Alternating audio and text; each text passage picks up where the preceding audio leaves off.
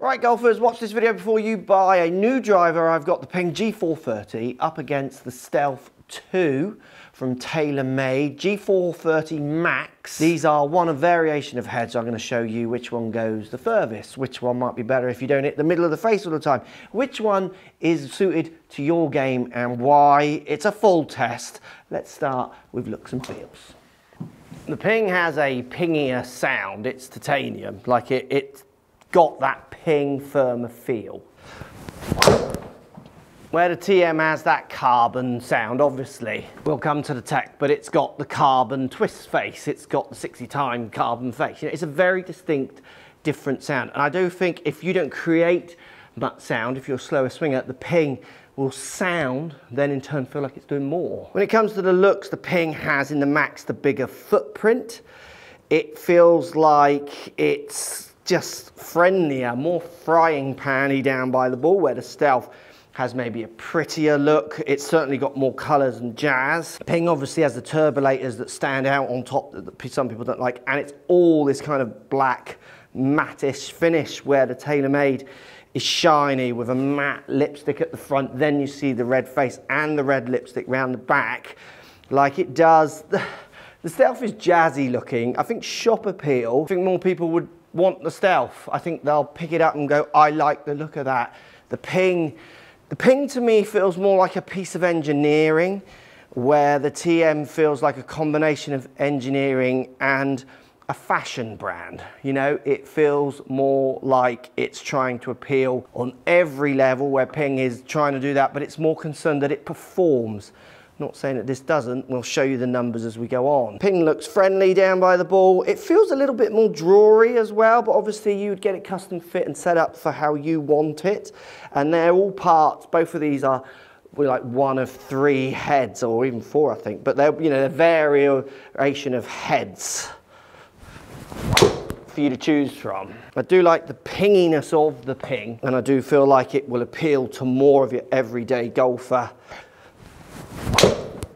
because it will sound like it's just exploding a lot more. Stealth definitely looks like it's got loads more going on with it, but if that reflects out into actual performance that you buy, or is it just, like I say, it's the fashion brand trying to show you that it does loads of things, we will test and see.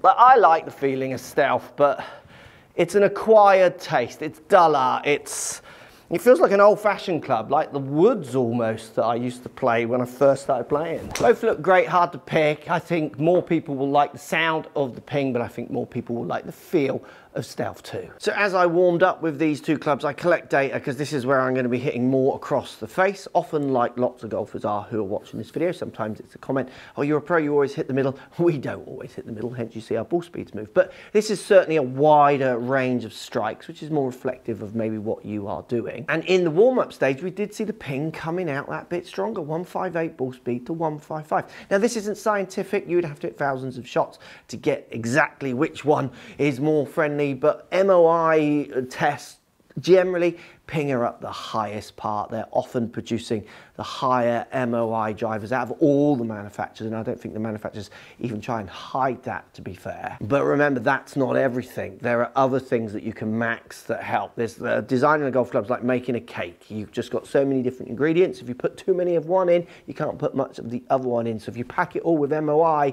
it might not work in other departments. Think of the square driver Callaway once made. High MOI, didn't really work or last. The spin just stayed a little bit slower in the Ping. Obviously that'll be to do with where I'm striking it as well. Again, not scientific. And it did also feel like it was a little bit more drawier. Again, you can get these fit for you to make sure you get the shape that you want, subject to what you bring to the table. But for me as a neutral flighter, the way I had these 2 clubs up, the Ping definitely felt like it was easier to draw, where the Stealth felt much straighter. So that's something I would work in, either a bit more into my foot or where I aim and play that driver. Because I certainly don't mind a driver set up to a little bit of draw. I can work that in. But if you're going to hit all over the face, from that test for me, I would definitely start with a Ping. If I had someone come for a fit and they're struggling with strike, I would start with a Ping and you almost use that as the benchmark to see if we can get close to it. I don't think you're going to beat it in most tests. Now, when it comes to the tech, both of these clubs are packed with tech, as you would expect. They're all trying to make the game as easy as possible for you, and certainly trying to help you when you're not hitting it out the middle every time. Most of these clubs, when you hit them out the middle,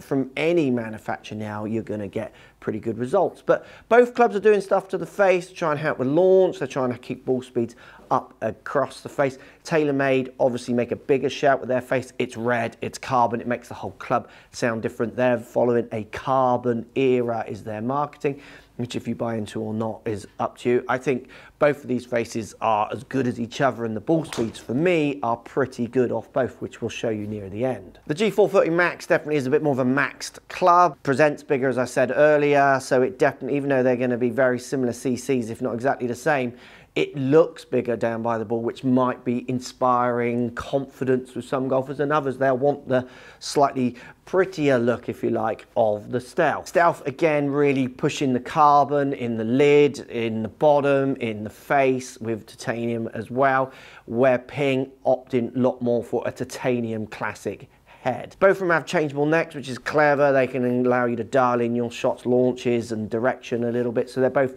featuring dialing in necks, which is good. The Ping one is a little bit more slender. I would say it looks slightly nicer. It's like you wouldn't even know it's a dialed in neck, but they're both options for full fitting for any golfers. Both come with full fitting options as well, and I advise you to get fit for either of these clubs. When it comes to the tech, I don't think there'd be one over the other I would be buying into, unless it is that carbon sound which you buy into, and you're not going to get that from this Ping. So who are these drivers for? Well, I think they're for anybody. You can see both of these drivers on world tours used by world players. There's been a bit of press obviously around Stealth 2 and some of their players like Rory, not going back to the Stealth 1.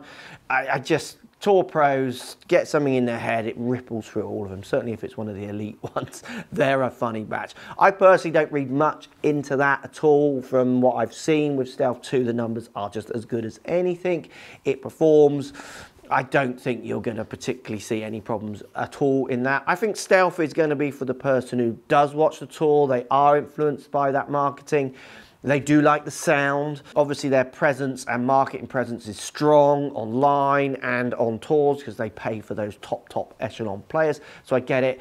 TaylorMade, definitely I get who will want that. I think the Ping is a bit more for a golfer who's maybe thinking a bit more about their game, wants something a bit friendlier, not as fussed of what it looks like, but want to trust in a company that just purely engineers. Not saying that TaylorMade don't. I think their build quality is as good as anything, but I just think when it comes to tiny little envelope shifts, and they're tiny, I would say Ping are constantly just trying to shift that envelope, where TaylorMade often are looking in other places to see what they can shift. So who are they for? They're for anybody. I think if you want a bit more friendly, you would go with Max. I think if you want a little bit more jazz and you watch the telly and you want to be like those world-class players and look like them, you might be going more TaylorMade. When it comes to the price, you do see a difference in these two clubs. The TaylorMade is more expensive. The Ping have always just positioned themselves that little bit less, which I think is mind-blowing. I think it's clever though. It's probably not enough if you're up at both of these amounts to worry about those difference. I think if it was just a question of which one would you buy in price, it's Ping. There's no debate. You would buy the Ping.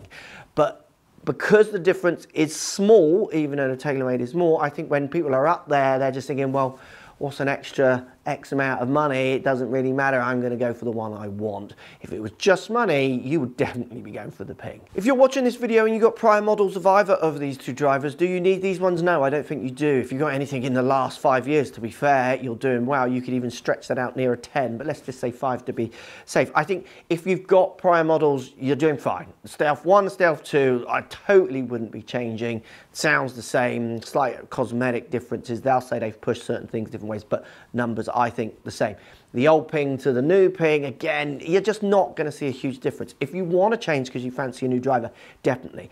And the top out numbers, how did they perform? I just want to say I have had a very late night with traveling, so my numbers aren't as topped out as I would want. But the ball speeds of both clubs were coming in at 163 average. That's pretty good considering I don't feel pretty like tip top. Excellent numbers from both and matched. Both launching around 13 degrees. Spin rates with both were around 2.4, so right in that wheelhouse. Like optimizing the numbers, which you would expect because I'm custom fit. I fit these clubs for me. So in effect, I'm trying to hit a certain launch window, and if I hit that, I'm maxing out. That's why it always confuses me when people say, oh, but you didn't have the right shaft.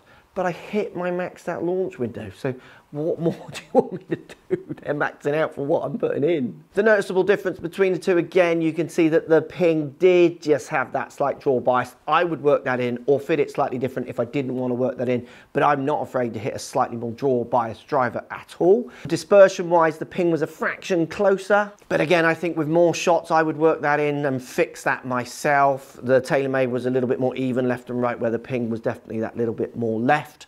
But when it came to distance, we saw exactly the same, 282 average carry, exactly the same from both of them. So for me, hard to pick. I think they're evens from the reasons I've given earlier. I would be choosing from if you want the sound, if you want to pay less, those kind of things. If you want to find out what the best driver is of 2023, this video here is blowing people's mind because it's a slight curveball winner.